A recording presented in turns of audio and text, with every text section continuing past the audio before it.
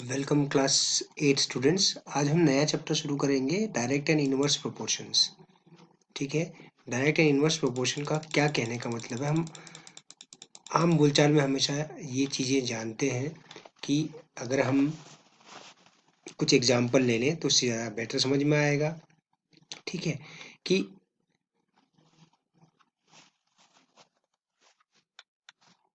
अगर मैंने कहा कि cost of 1 kg sugar is 36 rupees, है ना, तो cost of 3 kg sugar 36 into 3 108। तो यहाँ पर देखिए दो वेरिएशंस हैं या दो वेरिएबल्स हैं। क्या वेरिएबल्स हैं? एक तो है आपका क्वांटिटी, दूसरा है आपका कॉस्ट।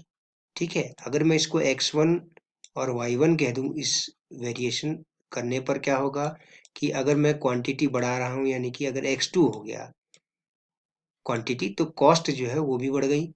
तो क्या कहने का मतलब है, if one variable is increasing, the arrow direction दिखाता है इंक्रीमेंट को, एंड करस्पॉन्डिंग टू दैट दूसरे वेरिएबल की वैल्यू भी बढ़ रही है, तो इसे हम कहते हैं डायरेक्ट प्रोपोर्शन, या हम कहते हैं x is inversely proportional to y, या हम कहें cost of sugar is directly proportional to the quantity of sugar. ठीक है। तो आप देखिए ऐसे कि हर बार क्या हो रहा है, 1 kg शुगर की प्राइस 36, 3 kg की 108, 5 kg की 180, है ना, इस तरह से एंड सो ऑन। आप एक चीज ध्यान दे रहे होंगे कि जो रेशियो है एक्स और वाई का, वेट को मैं एक्स से दिखा रहा हूँ, वाई वेरिएबल से दिखा रहा हूँ कॉस्ट को, तो every time the ratio is coming 1/36। 3/108 देखिए 1/36 आएगा, 5/180 1/36 आएगा। तो x1/y1 या x अपॉन वाई हमेशा एक कांस्टेंट रहता है। अच्छा, एक एग्जांपल और देख लेते हैं कि अगर x जो है पेट्रोल है लीटर में और y डिस्टेंस को दिखा रहा है किलोमीटर में, तो 4 लीटर पेट्रोल में गाड़ी 60 किलोमीटर चल रही है, तो 8 लीटर पेट्रोल में गाड़ी कितना चलेगी, आप खुद बता सकते हैं। ऑब्वियस सी बात है, अगर हमने पेट्रोल डबल किया, क्वांटिटी पेट्रोल बढ़ाया, तो डिस्टेंस भी डबल ही कवर करेगा। 62 जा 120, 12 किलोमीटर लीटर अगर पेट्रोल भरा तो 180 किलोमीटर जाएगा। तो हर बार आप क्या देख रहे हैं, every time the ratio 2 to जा 4 and 2 into 30, every time the ratio of these variables is 2/30 या 1/15 rather than, सीधा कहें, है ना, 4 से कैंसिल हो गया, है ना, 1/15 आया, यहाँ पर भी 1/15, तो 1/15 आ रहा है। तो every time the ratio of these variables, which two variables, petrol quantity and distance covered, x upon y every time is a constant. तो x upon y is always a constant, और दूसरे शब्दों में हम कह सकते हैं x इज इक्वल टू के वाई। इस y को यहाँ ले गए मल्टीप्लाई करके, k कांस्टेंट है। ओके, तो इसीलिए हम कह सकते हैं when x and y in direct proportion we can write x1 upon y1 is equal to x2 upon y2 and so on. ठीक है। इसको जो है अगर मैं स्लाइड में ही दिखाऊं आपको, तो क्या समझ में आया हमें कि डायरेक्ट वेरिएशन का मतलब क्या होता है। We have direct variation if two variables change in the same sense, that is, if one increases so does the other. Okay, an increase or decrease in one quantity with a corresponding increase or decrease in another quantity such that the ratio remains constant is called direct variation. Okay, एक example से समझें, अभी हमने example लिया था, है ना। तो अगर दो क्वांटिटीज x और y इस तरह से हैं, अगर डायरेक्ट प्रोपोर्शन में है, तो वो इंक्रीज या डिक्रीज एक साथ हो रही हैं कि उनका जो रेशियो है करस्पॉन्डिंग वैल्यूज का कांस्टेंट रहता है। That is, if x upon y is a constant, then x and y are said to vary directly. In such a case, y1 and y2 are the values of y corresponding to values x1 x2 of y x respectively. जैसे suppose मैंने कहा चीनी 1 kg 40 rupees की, 5 kg 200 rupees की, तो देखिए arrow direction आपको क्या दिखा रहा है, arrow direction is denoting, arrow direction is denoting the increment actually, जहां जिस तरफ वो इंक्रीज हो रहा है उस तरफ को आप एरो लगा दीजिए। तो x1 upon x2 is equal to y1 upon y2 भी आप कह सकते हैं। ठीक है। ओके, तो याद रखिए कि इनका रेशियो हमेशा x1 और y1 का रेशियो, x2 और y2 का रेशियो हमेशा क्या आता है, हमेशा से ही एक कांस्टेंट आता है। ठीक है। तो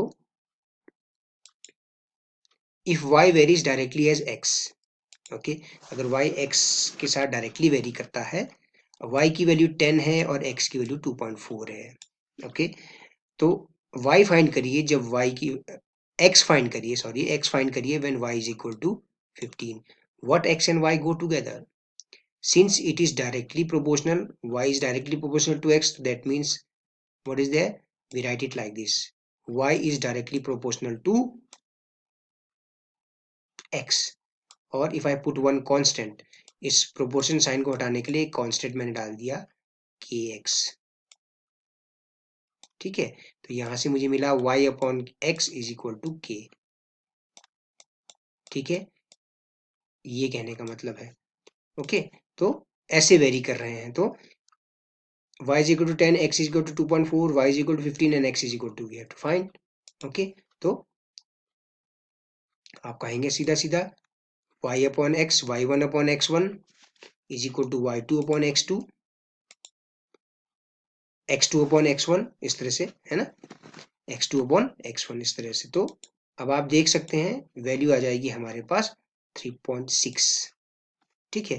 क्या कहने का मतलब है, देखिए, डोंट गेट कंफ्यूज्ड, देखिए x1 x2, ठीक है, y1 y2 वेरिएबल्स की वैल्यूज हैं। मान लीजिए कि x1 बढ़ रहा है, x1 और ये इंक्रीमेंट डायरेक्शन है, तो y भी उसी तरह से बढ़ रहा है, एक ही डायरेक्शन में चल रहा है। तो बहुत सारी चीजें आप यहाँ से कह सकते हैं, देखिए x1 upon y1 is equal to x2 upon y2, एक तो आप ऐसे भी लिख सकते हैं इसको x2 अपॉन y2, ठीक है। अब आप इनको क्रॉस मल्टीप्लाई करिए, x2 को मैं यहाँ ले जाऊँ, y1 को यहाँ ले जाऊँ, तो मैं इसको x1 upon x2 is equal to y1 upon y2 भी लिख सकता हूँ, ठीक है। क्वेश्चन सॉल्व करने के लिए आपको ये स्टेप्स काम आएंगे। डायरेक्ट प्रोपोर्शन होगा तो वेरिएबल्स का, वैसे आप इसी को यूज करिए, इस चीज को यूज करिए, है ना, केवल इस रिजल्ट को यूज करिए, ठीक है। या आप ऐसे कह सकते हैं कि y1 upon x1 is equal to y2 upon x2, वो भी एक ऑप्शन आ जाएगा हमारे पास कि y1 अपॉन x1, अगर दोनों तरफ sorry y1 upon x1 is equal to y2 upon y1, ऐसे भी कहा जा सकता है, ठीक है। तो ये सारे एक ही चीज को दर्शा रहे हैं, every time the ratio of x and y will be a constant. y1 यहाँ आ जाएगा, है, x1 upon y1 is equal to x2 upon y2 हो जाएगा। तो आप इस रिजल्ट को याद रखिए केवल, ठीक है। अच्छा, क्वेश्चन को देखते हैं बच्चों, उसके बाद इनवर्स वेरिएशन को देखेंगे। 13.1 का पहला क्वेश्चन देखते हैं, okay. Following are the car parking charges near railway station. 4 hours के लिए ₹60, 8 आवर्स के लिए ₹100, 12 आवर्स के लिए ₹140, 24 आवर्स के लिए ₹180। तो ये पूछ रहा है कि are the parking charges in direct proportion to the parking time.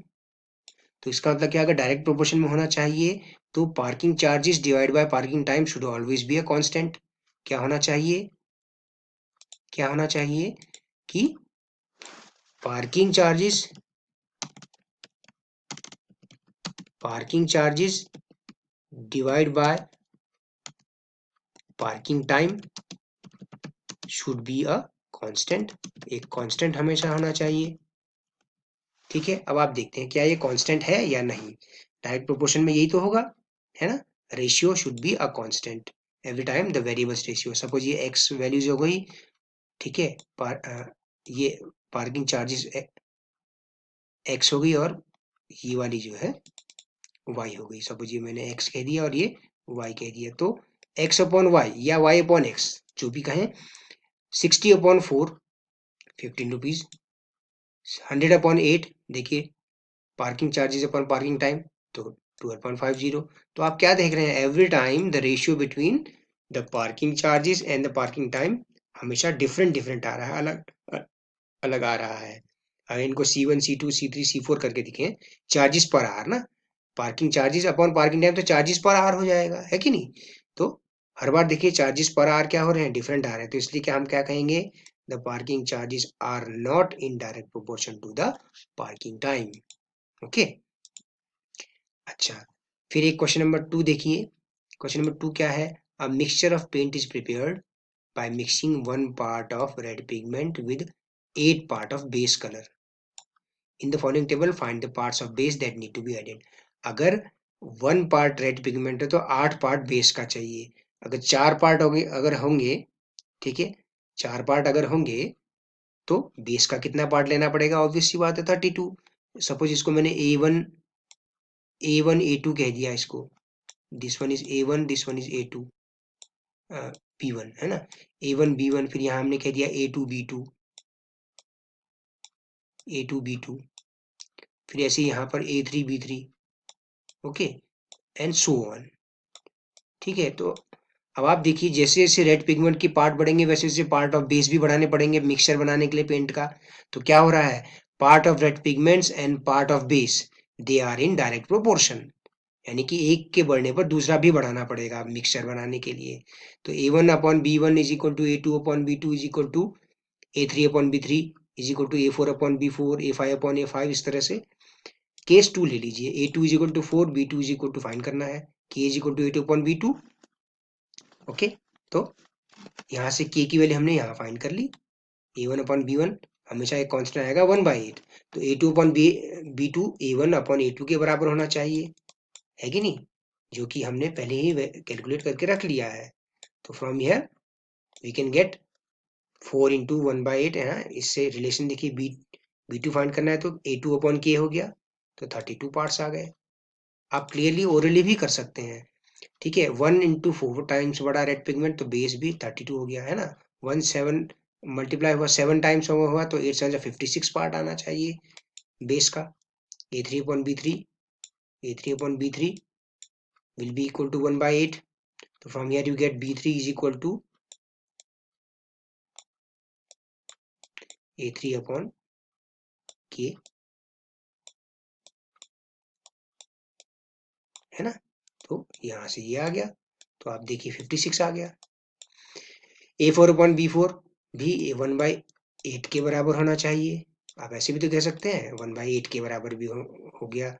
तो यहाँ से आपको क्या मिला, ठीक है, A4 आपके पास 12 है, 12/B4 इज इक्वल टू 1/8, इसको क्रॉस मल्टीप्लाई करके सॉल्व करिए, ये 12 है ना, ओके, तो 12 8 जा, तो B4 आपके पास क्या आ गया, 12 8 जा 96 पार्ट बेस के चाहिए होंगे। ओके, इस तरह से अगर 20 होगा तो B5 28 जा 160 आ जाएगा, ठीक है ना, ये डायरेक्ट प्रोपोर्शन का मतलब है। ओके, अब आप देखिए जो रिजल्ट आया टेबल बना के, तो ये आ गया हमारे पास रिजल्ट। ओके, क्वेश्चन नंबर 2 में 1 part of red pigment required 75 ml of base, एक पार्ट पिगमेंट का मतलब है 75 ml बेस का चाहिए उसके साथ, तो how much red pigment should be mix with 1800 ml of base, तो part of red pigment 1, part of red pigment x ले लिया 1800 ml बेस के लिए। ओके, तो 1/75 इज इक्वल टू x/1800, तो ये ऐसे बन गया आपका question, that for 1800 ml 24 part pigments हमें जरूरत पड़ेगी। ठीक है, एक तरीका और है बच्चों क्वेश्चन को सॉल्व करने का, हम ऐसे कर लेते हैं, x1 कह देते हैं, x2 कह देते हैं, y1 कह देते हैं, y2 कह देते हैं, ठीक है, और फिर हम लिख लेते हैं x1/y1 is equal to x2/y2, ठीक है, x/y, x/y, x1/y1, x2/y2 ऐसे भी कह सकते हैं आप, ठीक है, इस तरह से करना है आपको। इसको और हम अच्छे से डिस्कस करेंगे नेक्स्ट टाइम और, ठीक है, अभी डायरेक्ट प्रोपोर्शन का मीनिंग ये है, ये इंट्रोडक्शन वीडियो था बच्चों, ठीक है, धन्यवाद और शुभ दिन।